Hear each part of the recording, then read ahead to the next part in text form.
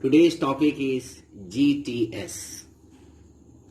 एक तो GST चला हुआ है, लेकिन ये उसका उल्टा है GTS, not GST. GST goods and service tax, लेकिन ये GTS जियोलॉजिकल टाइम स्केल. अब जियोलॉजी स्टडी ऑफ रॉक. दुनिया बनने से पहले अर्थ का फॉर्मेशन हुआ था. अर्थ लेयर बाय लेयर में है, सेडिमेंट्री रॉक के टाइप में भी है. तो अर्थ बनने से लेकर अब तक, जिस वक्त बिगिनिंग ऑफ द अर्थ हुआ, अब तक के टाइम पीरियड को, जो कि मिलियन ईयर्स में है, टाइम पीरियड को डिफरेंट रेंज में बांट दिया. उसी को जियोलॉजिकल टाइम स्केल कहते हैं. फिर से हम रिपीट कर रहे हैं. अर्थ का फॉर्मेशन जो हुआ, उस बिगिनिंग ऑफ द अर्थ से अब तक के पीरियड को छोटे छोटे रेंज में बांट दिया. उसी को हम जियोलॉजिकल टाइम स्केल कहते हैं. ये क्यों इंपॉर्टेंट है इसको बताना, क्योंकि इवोल्यूशन में, चाहे वो मास्टर साइंस हो या पोस्ट ग्रेजुएट या ग्रेजुएट हो, दोनों जगह इवोल्यूशन में कुछ वर्ड आएगा, जैसे प्लायोसीन, ट्राइएसिक, जुरेसिक. ये सब वर्ड को पहले जान लेने के बाद तब वहां समझ में आसानी से आ जाएगा. अब किस बेसिस पर उसको रेंज में बांटा है?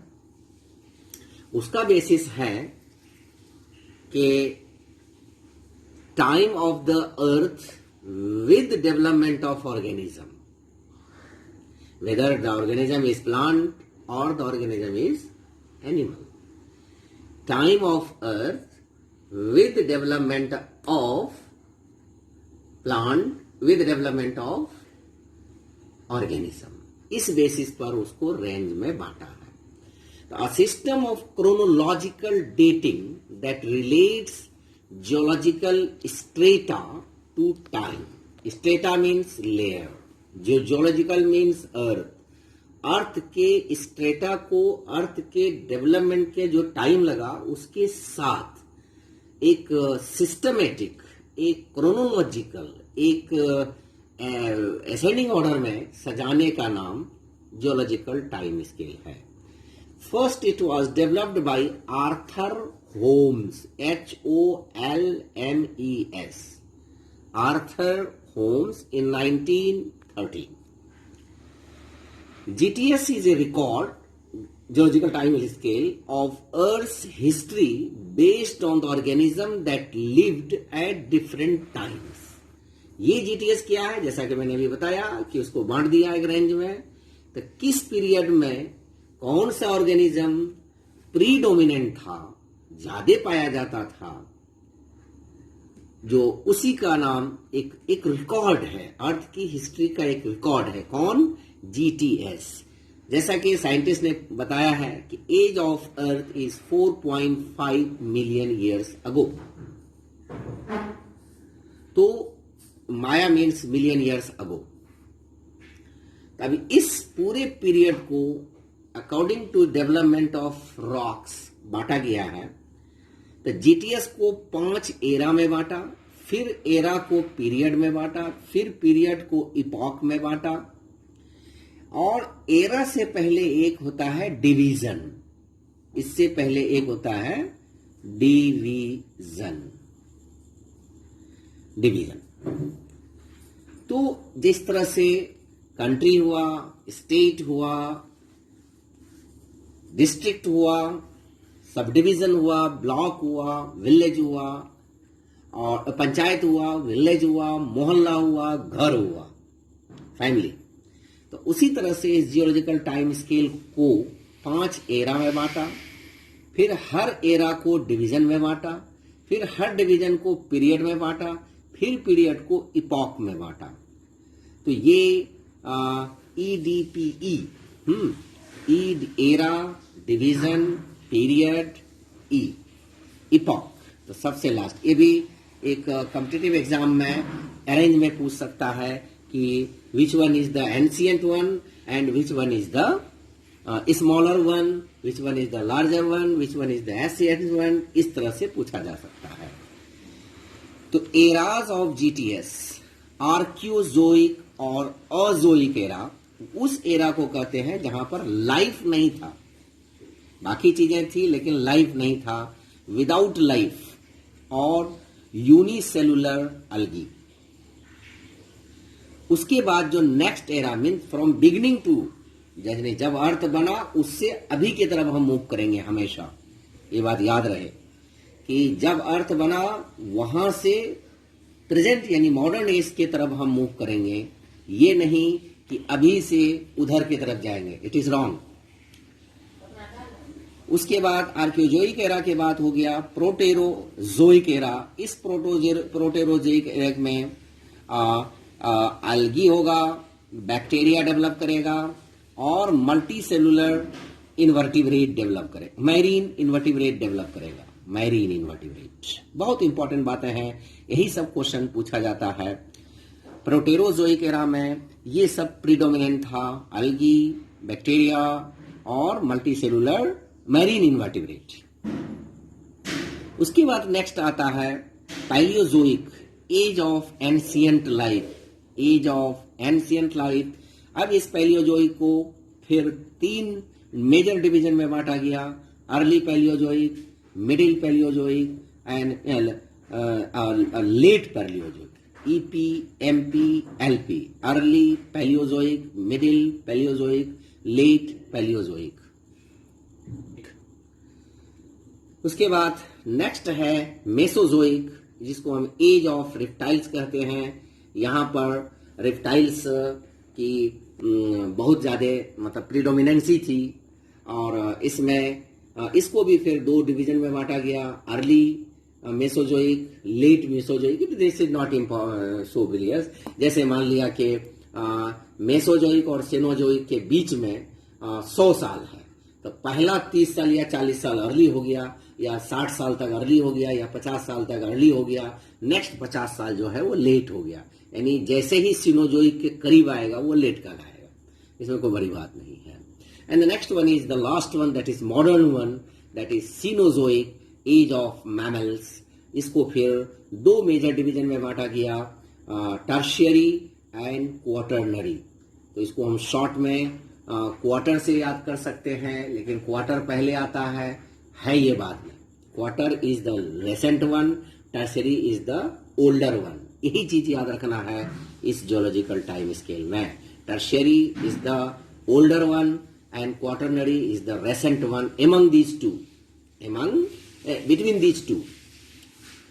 अब this Proterozoic plus Archaeozoic era को प्री कैम्बियन एरा कहते हैं। इसके बाद आएगा कैम्ब्रियन। तो कैम्ब्रियन से जो पहले था उसको प्री कैम्ब्रियन एरा कहते हैं। And this pre Cambrian era means अगर ये दोनों को मिला दें तो ये 1 हो गया, 2, 3, 4, तब तो 4 एरा हो जाएगा। लेकिन अगर ये दोनों अलग अलग रहेगा तब 5 एरा हो जाएगा। फिर से सुन लीजिए कि आर्कियोजोइक, प्रोटेरोजोइक और पैलियोजोइक, मेसोजोइक एंड सिनोजोइक। तो ये APP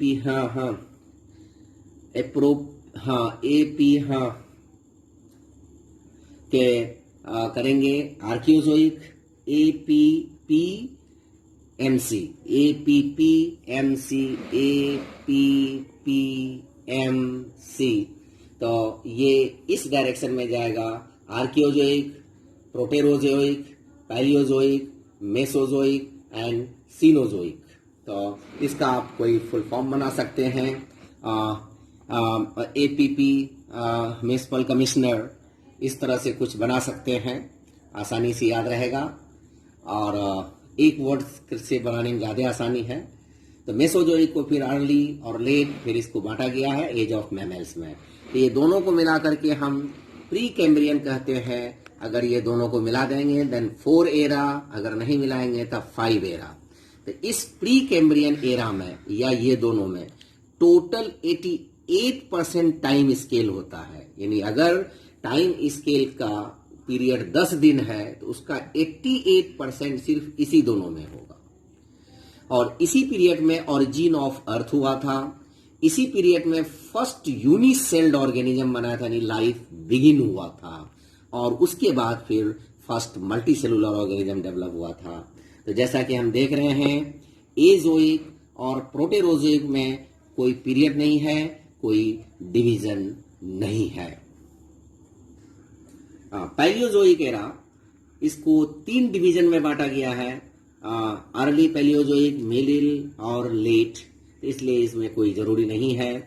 अब अर्ली में 2 पीरियड है, मिडिल में भी 2 पीरियड है और लोअर में भी 2 पीरियड है। तो टोटल कितने हो गए इसमें? 6 पीरियड। ये सब याद रखने की चीज है। जैसे कैम्ब्रियन मतलब from the beginning, Cambrian, Ordovician, Silurian, Devonian, Carboniferous, Permian. फिर कार्बोनिफेरस को लोअर कार्बोनिफेरस, अपर कार्बोनिफेरस। जैसे मान लिया कि टोटल टाइम स्केल 100 साल का है, तो ये इधर 80 के बाद से ये अपर कहलाएगा, इधर लोअर कहलाएगा, या 50 के नीचे से लोअर, इधर अपर। तो इसी हिसाब से इसको बांटा गया है, जिसको शॉर्ट में हमने लिखा है cos DCP, cos theta sine theta हो गया, DCP deputy commissioner of police हो गया। ये फॉर्मूला तभी याद रहेगा जब आप इसको एक बार रट लेंगे, उसके बाद आसानी से याद रहेगा कि ये इस डायरेक्शन में है, यानी पहले ये लास्ट में ये। उसके बाद मेसोजोइक एरा, इसमें 2 डिवीजन है, अर्ली एंड लेट। तो अर्ली में ट्राइएसिक, जुरेसिक पार्क आप लोग फिल्म देख चुके होंगे। यहाँ पर रेप्टाइल्स बहुत तेजी से प्रिडोमिनेंट था, और लोअर क्रिटेशियस, फिर क्रिटेशियस को लोअर, मिडिल एंड अपर में बांटा। इसको शॉर्ट में हमने TJC लिखा है, 3 झूठा चोर, 3 जोड़ी चप्पल, कुछ भी आप बना सकते हैं। लास्ट में सिनोजोइक एरा, सिनोजोइक में फिर डिवीजन में टर्शियरी एंड क्वार्टनरी पहले बता दिया था। टर्शियरी में ET और LT यानी अर्ली, लेट। अब अर्ली में फिर 3 इपॉक हुआ है, इसको कहेंगे हम इपॉक। इपॉक इससे ऊपर कहीं नहीं है, इपॉक सिर्फ यही है इपॉक। और तो इसमें लेट में 2 है, क्वार्टनरी में 2 है। तो इस तरह से 1 2 3 4 5 6 7 इपॉक हुआ इसमें। इसमें 7 epoch, no epoch, no epoch. Period जो हो गया 1 2, और इसमें कोई पीरियड नहीं है, तो इस तरह से इसको मानेंगे। तो अब इसको शॉर्ट में हमने लिखा है PEOMPPH, हमने लिखा है पियो माजा एंड पेप्सी पूरे हफ्ते। फिर से पियो माजा एंड पेप्सी पूरे हफ्ते। तो पी से Palaeocene, Eocene, Oligocene, Miocene, Pliocene, Pleistocene and Holocene. It is the nearest. अब सबको जब हम मिला देंगे, सबको ऊपर से लेकर के नीचे तक, तो ये हो जाएगा कॉस DCP TJC और PEOMPPH। अब इस पर ये इस डायरेक्शन में होगा। This is the रेसेंट one, this is the oldest one among this. अब इसको एक बार नाम याद कर लेने के बाद, इस टेक्निक को याद कर लेने के बाद, इस पर किसी भी कंडीशन में क्वेश्चन देगा तो ये क्वेश्चन गलत नहीं होगा। और कुछ क्वेश्चंस है व्हाई इज GTs इम्पोर्टेंट, और इसके साथ हम एक टाइम स्केल का चार्ट लगाते हैं, उस चार्ट को भी देख लेंगे। फिर कुछ क्वेश्चंस है why GTs important, GTS, what are the 4 major eras in GTS, how was the GTS developed, what is the era we live in, which era is called age of reptiles। ये 5 questions है। ऐसा बच्चे बहुत अच्छे answer लिख कर दे रहे हैं। तमाम को मैं देख रहा हूँ। देखने के बाद जिसकी जिसकी जो कमियां हैं वो सारा को मैं कलेक्ट कर रहा हूँ, और एक दिन इसको हम फिर 1 बाय 1 करके सारे क्वेश्चंस को रख करके डिस्कस कर देंगे। जिसकी जो कमियां होगी वो अपने आप सही कर लेंगे।